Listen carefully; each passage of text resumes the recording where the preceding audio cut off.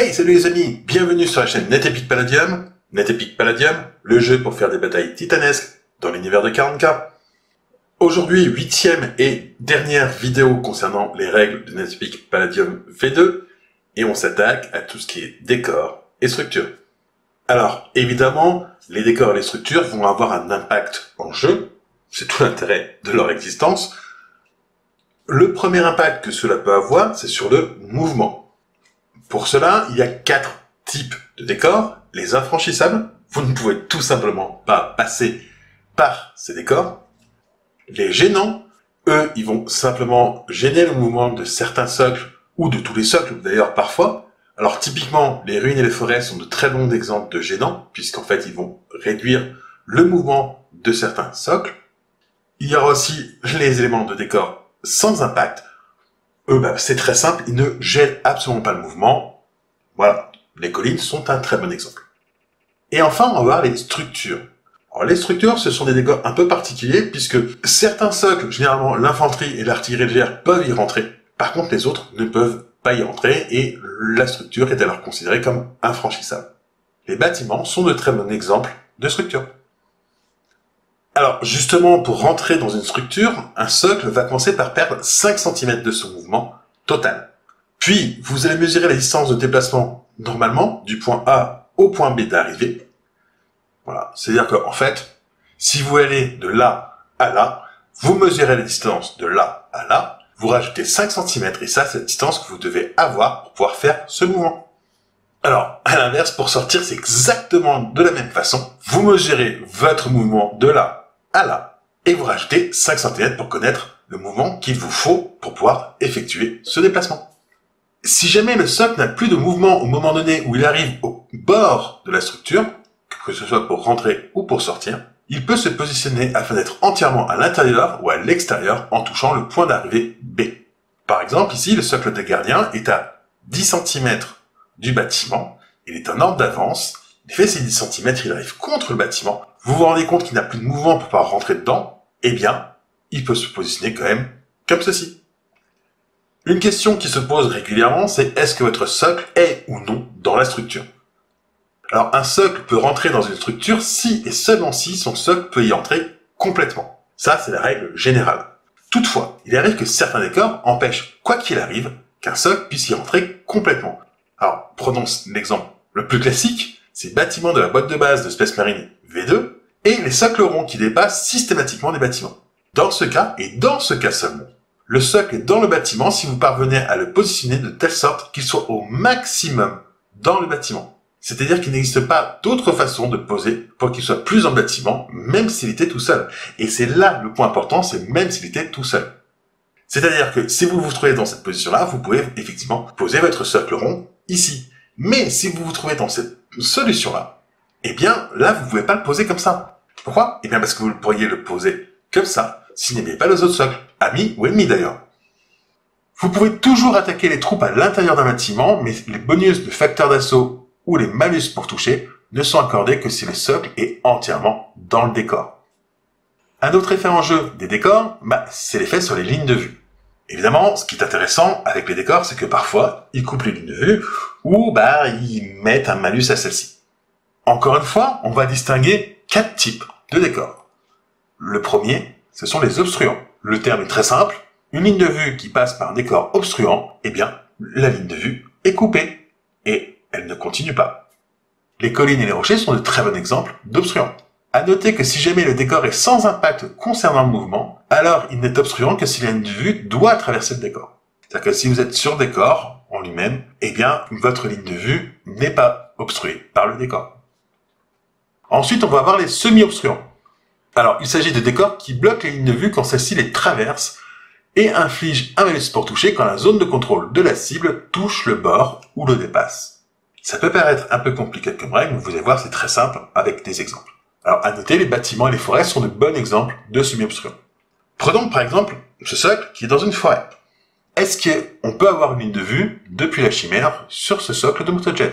Réponse, non. Pourquoi? Si je pose la zone de contrôle du socle de motojet, comme ça, on voit bien que cette zone de contrôle ne touche aucun des bords de la forêt. De fait, il n'y a pas de ligne de vue. À l'inverse, Si le socle de MotoJet se trouvait ici, alors la chimère ici aurait une ligne de vue, et réciproquement, le socle de MotoJet aurait une ligne de vue sur la chimère, puisqu'on voit que la ligne de vue passe d'abord par la zone de contrôle avant de passer par le décor. À l'inverse, le socle de garde ici n'a pas de ligne de vue sur le socle de MotoJet, et réciproquement, car si on trace la ligne de vue, on voit qu'elle passe d'abord par le décor avant de passer par la zone de contrôle. Troisième type de décor concernant les lignes de vue, les couverts. Alors là, il s'agit tout simplement d'éléments de décor qui ne bloqueront pas la ligne de vue, mais qui vont par contre infliger un malus pour toucher quand la ligne de vue passe par ce décor. Les ruines sont de bons exemples de couverts. À noter, point important, que si vous vous trouvez dans le décor en question, vous n'avez pas de malus pour toucher les figurines qui se trouvent à l'extérieur du décor. En revanche, vous aurez toujours un malus si jamais vous tirez sur un socle qui se trouve dans le même décor que vous. Enfin, il y a les sans impact. Eh bien, dans ce cas, le décor n'inflige aucun malus sur la ligne de vue. Le dernier type d'effet des décors sur les règles, c'est l'effet sur l'assaut. En effet, certains décors vont favoriser les troupes qui s'y trouvent lorsqu'elles combattent en assaut. Donc, si un socle se trouve dans un décor, il va bénéficier du bonus de facteur d'assaut du décor. Alors notez que certains d'entre eux ont un bonus de 0. Du coup, vous ne bénéficiez d'aucun bonus. Ce bonus s'appliquant à tous les socles, si jamais votre adversaire se trouve également dans le décor, il bénéficiera lui aussi du bonus. Du coup, le bonus va s'annuler des deux côtés. En revanche, si jamais votre adversaire se trouve à l'extérieur et vous à l'intérieur, vous allez bénéficier du bonus par votre adversaire. À noter que seuls les socles de classe 1 et 2 peuvent attaquer en assaut des troupes se trouvant dans un bâtiment. Et enfin, un décor infranchissable empêche tout simplement tout assaut. À noter évidemment que si logiquement pour un assaut il vous faut coller son socle contre le socle ennemi, les décors peuvent l'empêcher. Il faut différencier le cas où ce qui empêche la mise en contact est juste l'épaisseur du rebord qui relève du modélisme, le bord d'un bâtiment, l'épaisseur d'une ruine, un arbre, etc., du décor lui-même ou même de l'emplacement du socle dans le décor. Une pile de barils faite pour gêner, ça empêche l'assaut. De même que si vous vous collez pas au rebord de votre bâtiment, c'est fait pour ne pas être engagé en assaut. Mettez-vous d'accord avec votre adversaire en début de partie sur ces points, c'est meilleur moyen de passer une bonne partie. Autre règle, les armes d'assaut contre les structures. Certaines armes ont la capacité endommage ou détruire les bâtiments en assaut. C'est écrit comme ça dans leur profil. Dans ce cas, un socle avec une telle arme, au contact d'un décor de type structure, même si le décor en question se trouve dans le dos du socle, peut attaquer le décor pendant le segment d'assaut. Le décor sera automatiquement touché et devrait réussir sa sauvegarde ou perdre un point de structure si l'arme endommage les bâtiments, ou être détruit si l'arme détruit les bâtiments. Si le socle est également engagé en assaut contre d'autres socles, il devra choisir s'il utilise son arme contre ses assaillants ou le décor. S'il l'utilise contre le décor, il n'aura pas le bonus de l'arme pour l'assaut. À noter qu'on parle du bonus de l'arme, on ne parle pas du fait de pouvoir combattre. C'est-à-dire que vous pouvez très bien combattre contre des socles et contre un décor dans le même tour.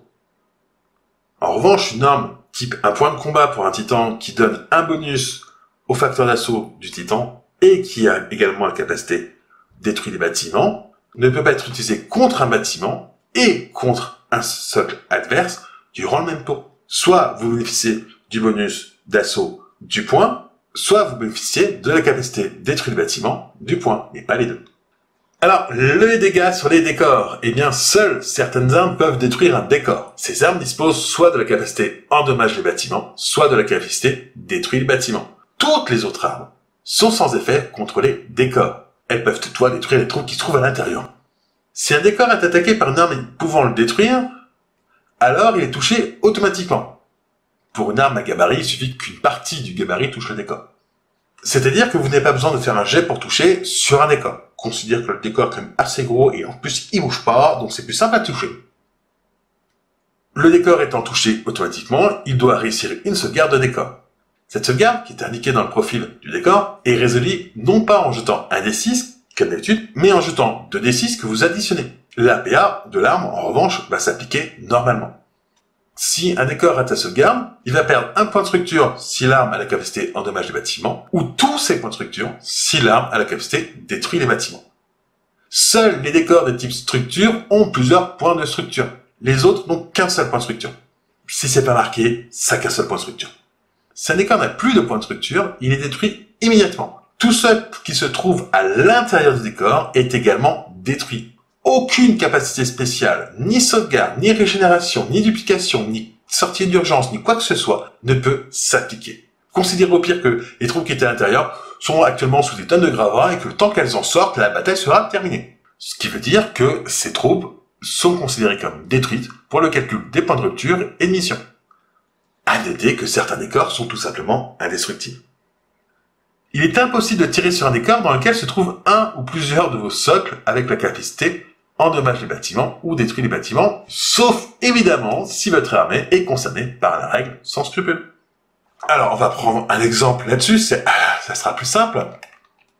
Si le détachement de bombardes tire sur ce bâtiment qui a 2 points de structure et une sauvegarde à 4+, les bombardes ont la capacité endommage les bâtiments, PA-2, le bâtiment est automatiquement touché et il doit donc réussir une sauvegarde. Le joueur en face va jeter 2 dés, il va les additionner, il va obtenir un résultat de 5 qui est modifié par la PA des bombardes, ce qui donne 3. Le bâtiment rate donc sa sauvegarde et perd un point de structure. Au tour suivant, le détachement de bombardes tire de nouveau sur le bâtiment. L'adversaire rate encore une fois la sauvegarde, il n'a pas de chance. Le bâtiment perd de nouveau un point de structure, ce qui l'amène à 0 et tout ce qui se trouve à l'intérieur est également détruit avec le bâtiment. Alors, je pourrais évoquer les différents types de décors dans cette vidéo. Je vous laisse tout simplement aller voir le livre de règles. C'est bien écrit, c'est bien expliqué, donc voilà, ça sera plus simple plutôt que faire une vidéo de 10 heures. Vous pouvez également acheter certains éléments de décor. Alors, oui, certaines armées vont construire parfois certaines structures ou utilisent celles déjà existantes afin d'aider leurs troupes à se défendre et ralentir la progression ennemie. Le terme structure est utilisé pour définir tout ce qui n'est pas un élément naturel, que ce soit des tranchées au bastion. N'importe quelle armée peut acquérir des formations, même si certaines sont plus orientées sur l'attaque, comme les tyrannides par exemple. Ces structures sont achetées en formation de support, c'est-à-dire que ça va compter comme une formation de support classique. Je vous mets ici des exemples de formations de support pour des décors, vous les retrouverez également dans le livre de règles. Vous trouverez également dans le livre de règles ce petit tableau qui est très sympa et qui vous permet en une seule page d'avoir les bonus, malus et autres des différents éléments de décor.